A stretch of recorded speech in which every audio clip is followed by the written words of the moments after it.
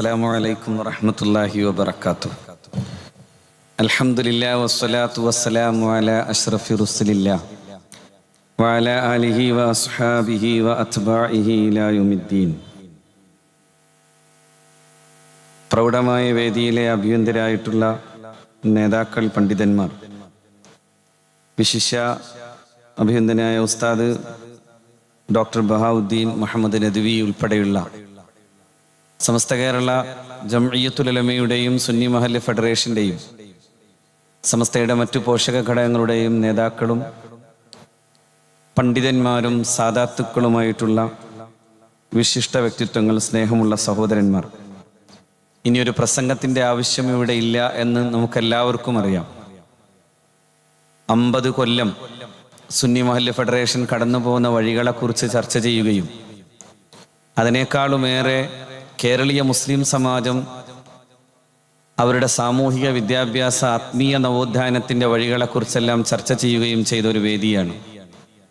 പ്രഗത്ഭരായ നേതാക്കളും പണ്ഡിതന്മാരും അത് സംബന്ധമായി ചർച്ച ചെയ്തു കഴിഞ്ഞു. നമ്മൾ എങ്ങനെ ഇവിടെ വരെ എത്തി എന്നതിനെക്കുറിച്ചുള്ള ആലോചനയിലാണ്. ആ ആലോചനയുടെ ഉത്തരത്തിലാണ് സമസ്ത കേരള ജംഇയ്യത്തുൽ ഉലമയുടെയും നമ്മുടെ ഈ സംഘശക്തിയുടെയും പ്രാധാന്യത്തെക്കുറിച്ചെല്ലാം നമുക്ക് മനസ്സിലാക്കാനാവുക.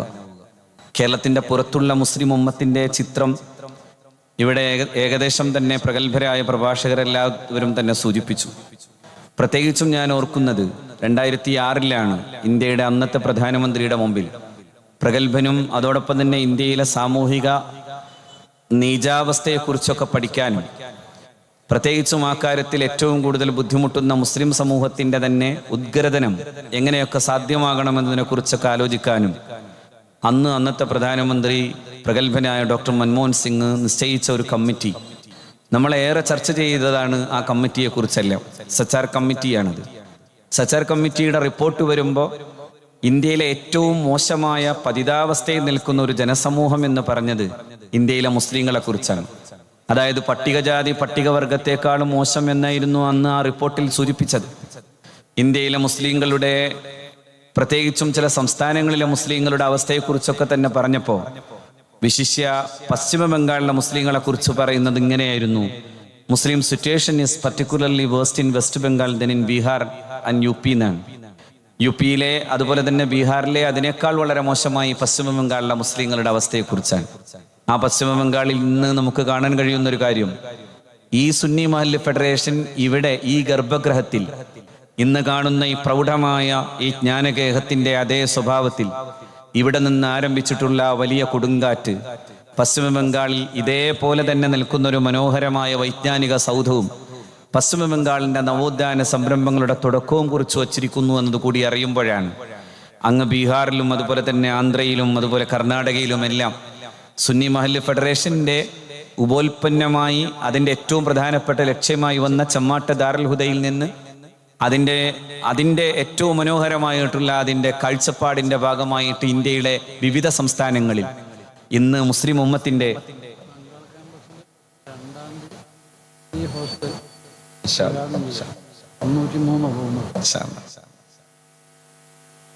അതിൻ്റെ എല്ലാത്തിൻ്റെയും മാതൃകകൾ നമ്മൾ കാണാണ്.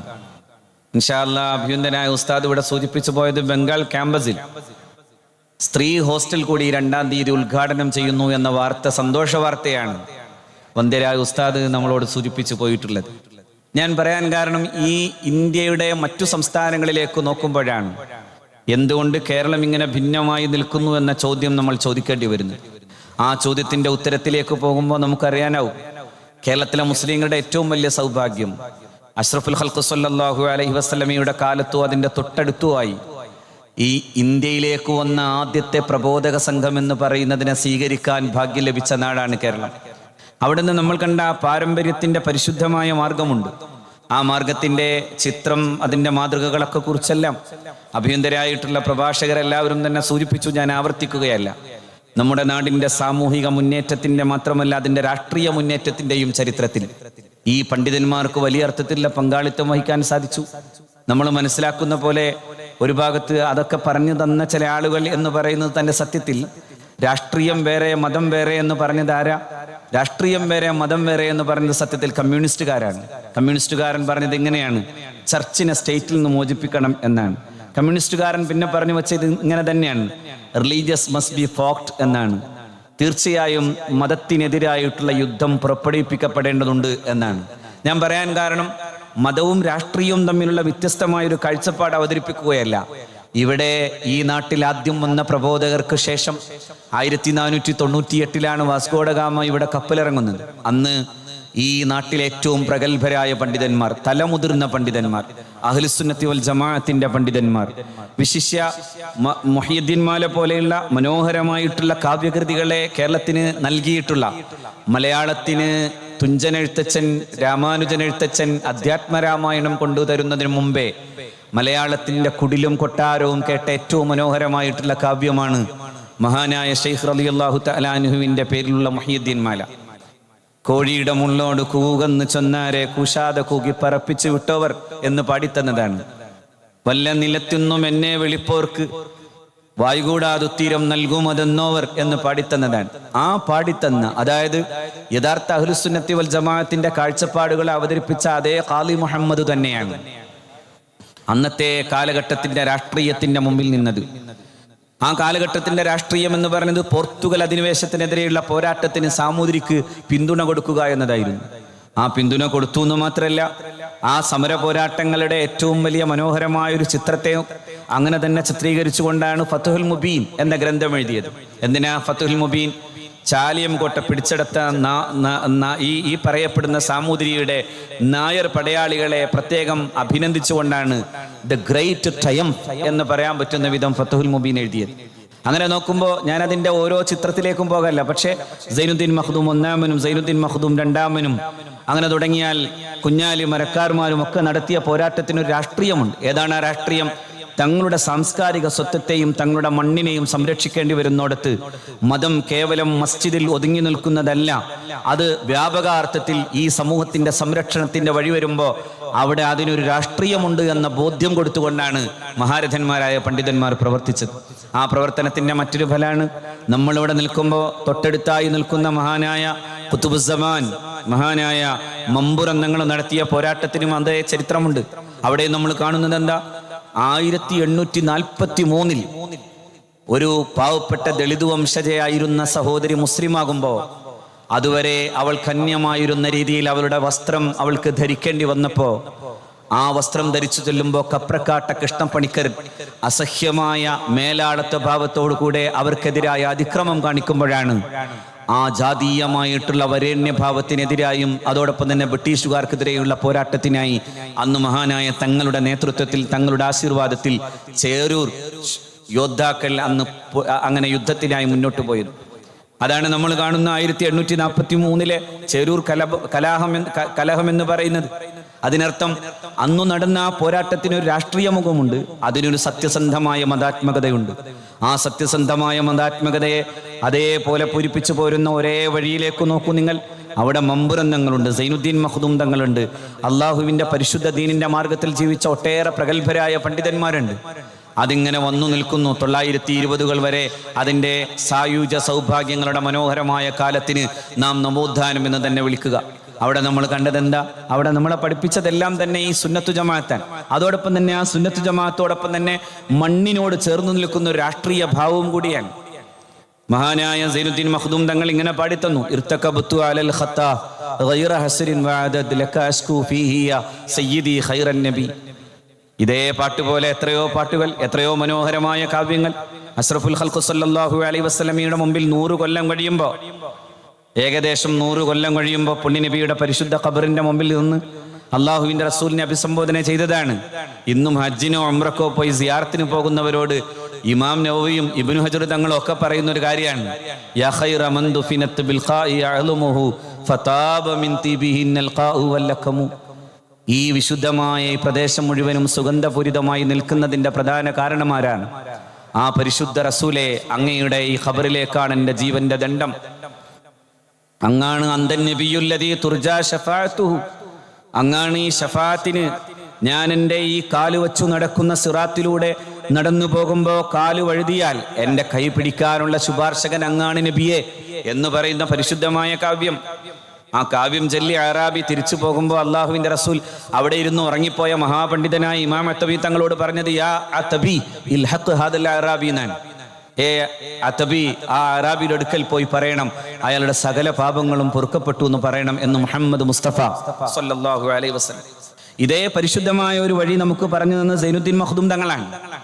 ആ സൈനുദ്ദീൻ മഖ്ദൂം തങ്ങളുടെ, മമ്പുരം തങ്ങളുടെ, അതുപോലെ തന്നെ വെളിയങ്കോട്ട ഉമർ ഖാദി തങ്ങളുടെ പാരമ്പര്യത്തിന്റെ നിസ്തുലമായ ഭാവം 926 സമസ്ത കേരള ജംഇയ്യത്തുൽ ഉലമയിൽ വരുന്നു.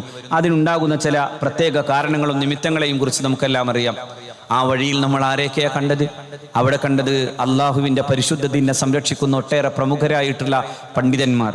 മഹാനായ വരക്കൽ മുല്ലക്കോയ തങ്ങൾ, മഹാനായ ഖുത്ബി മുഹമ്മദ് മുസ്ലിയാർ, മഹാനായ റഈസുൽ മുഹഖഖീൻ കണ്ണിയത്ത് അഹ്മദ് മുസ്ലിയാർ, മഹാനായ ഷെയ്ഖുന ശംസുൽ ഉലമ ഖദ്ദസല്ലാഹു അസ്റാറഹും. ഒരു ഭാഗത്ത് അതുപോലെ ഈ പണ്ഡിതന്മാർക്ക് അതേ സമാന്തരമായി സമുദായത്തിന്റെ പ്രഗത്ഭ നേതൃത്വമായി നിന്നതാരാ? ഇന്നും കേരളീയ മുസ്ലിം പാരമ്പര്യത്തിന്റെ ഈ മാതൃകയെ ഏറ്റവും ശക്തമായി അവതരിപ്പിക്കുമ്പോൾ നമ്മളൊരു കാര്യം പറയും. അതേതാ? 945 ഇന്ത്യ സ്വതന്ത്രമാകുന്നതിന് 2 ദിവസം വേണമെന്ന്. ആ മദ്രസയുടെ ഉത്കൃഷ്ടമായ വഴിയെ നമ്മൾ നടക്കുമ്പോൾ ഇതേ സച്ചാർ കമ്മീഷന്റെ റിപ്പോർട്ട് തന്നെ പറഞ്ഞു തരുന്ന ഒരു കാര്യമുണ്ട്. അപകർഷബോധവും രാഷ്ട്രീയമായ സംഘടിതത്വമില്ലായ്മയുമാണ് ഉത്തരേന്ത്യയിലെ പാവപ്പെട്ട മുസ്ലിമിന് സംഭവിച്ചതെങ്കിൽ ഇവിടെ മതവിദ്യാഭ്യാസത്തിന് നേതൃത്വം കൊടുത്തത് അതേ തങ്ങൾ രാഷ്ട്രീയമായ ഒരു ജനതയുടെ മുന്നിൽ നിന്നു.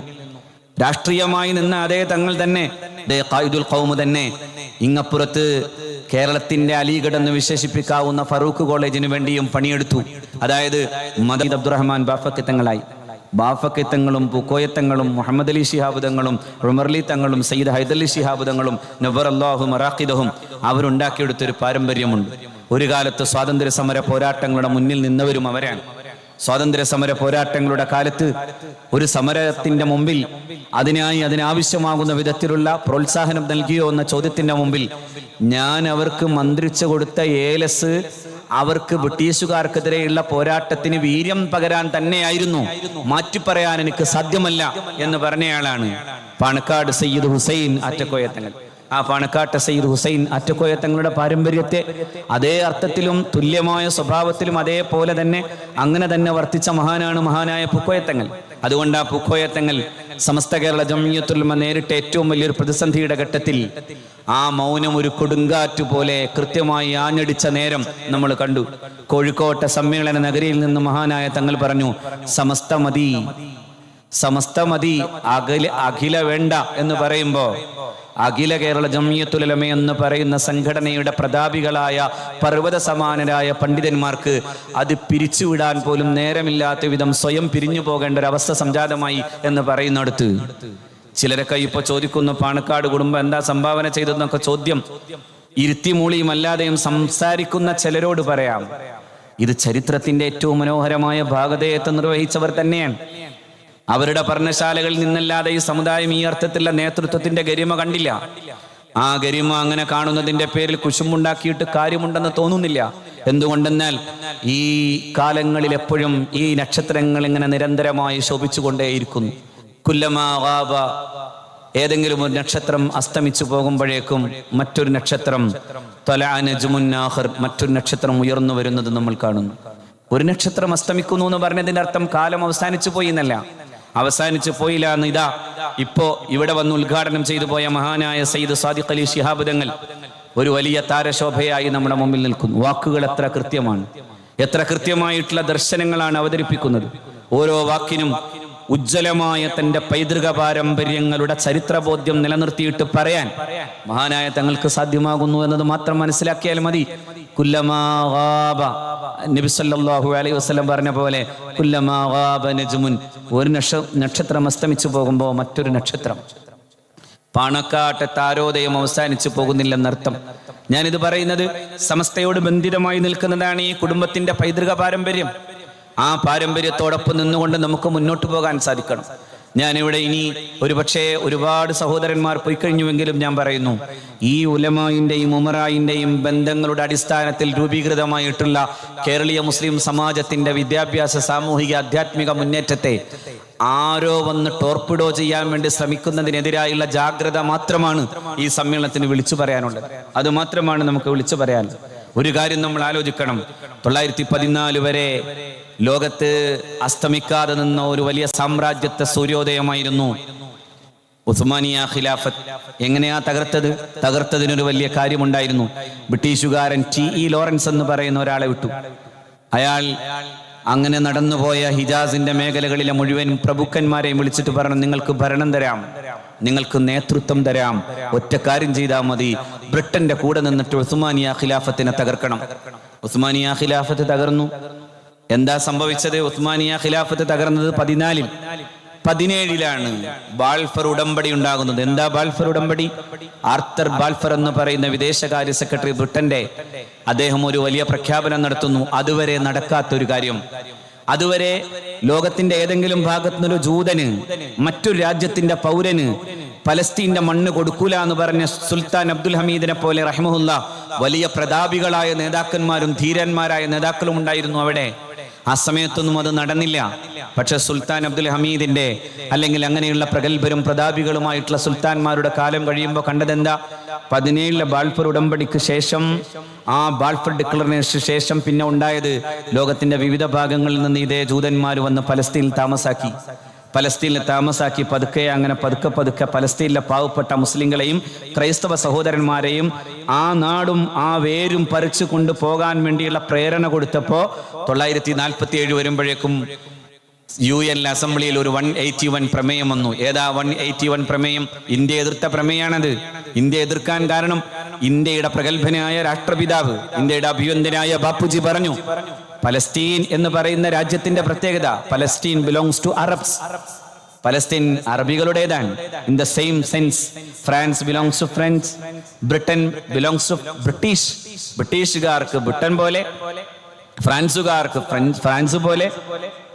പലസ്തീൻ അറബികളുടേതാണെന്ന് മാത്രമല്ല, അവിടെ കൊണ്ടുവന്ന് ഒരു ജൂതരാജ്യം സ്ഥാപിക്കുക എന്ന് പറയുന്നത് എന്റെ ന്യായബോധത്തിന് നിരക്കുന്നതായി ഞാൻ കാണുന്നില്ല എന്ന് പറഞ്ഞു അദ്ദേഹം. ഇറ്റ് ഇസ് അട്ടർ 181 പ്രമേയം വന്നപ്പോ ഇന്ത്യ എതിർത്തു. എന്നിട്ടും ആ പ്രമേയം പാസ്സായി. ആ പ്രമേയം പാസ്സായിട്ട് നമ്മൾ ഇന്നെന്താ കാണുന്നത്?